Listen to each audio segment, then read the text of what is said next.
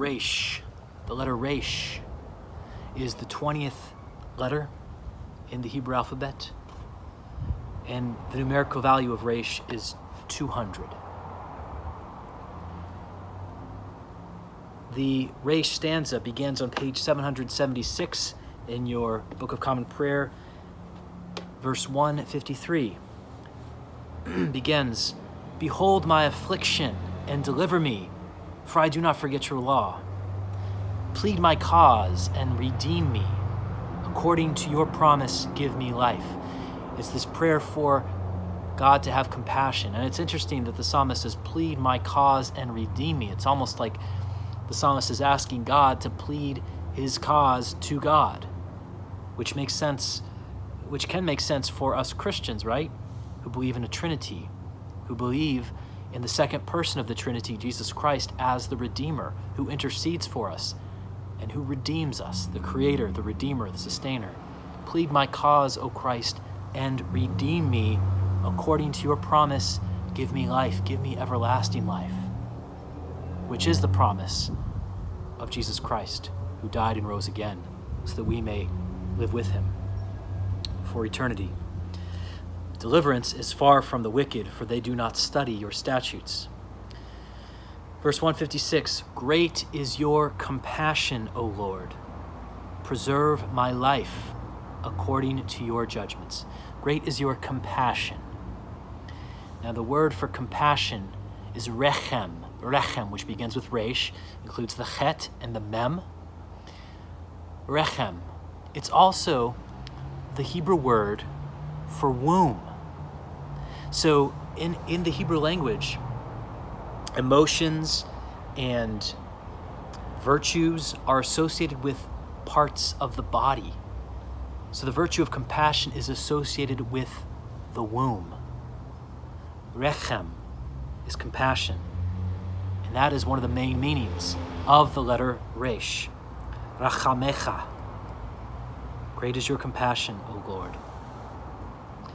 And the womb, this idea of the womb, it's similar to remember the samech, that circle, and the circle prayer, the lorica that surrounds us. It's similar to the kaf. Remember the kaf? The palm of the hand. Remember Julian of Norwich, who had a vision of God holding all of creation in the palm of his hand and saying, "It's going to be fine because I've made it and I love it and I will keep it." Even though it looked so small, it looked like it was about to turn into nothing. Like this little ball of wax that I just dropped. But God doesn't drop it. Reish, the womb. Julian of Norwich, 14th century English mystic, lived in Norwich, England. She talked about Jesus Christ as the mother. The Redeemer for her was also the mother. And she experienced Christ as having a kind of womb, and it was the wound in his side when he was on the cross. Remember when he was pierced in the side? Side pierced wound. She had a vision of going inside that wound. And in that wound there was plenty of spaciousness for all of humankind. We could all be preserved and protected and held with compassion in that wound, which was like a womb, the rechem of Jesus Christ. And you see that dynamic at work in this stanza. Great is your compassion, O Lord, preserve my life. And then in verse 159, see how I love your commandments, O Lord, in your mercy, preserve me, preserve me.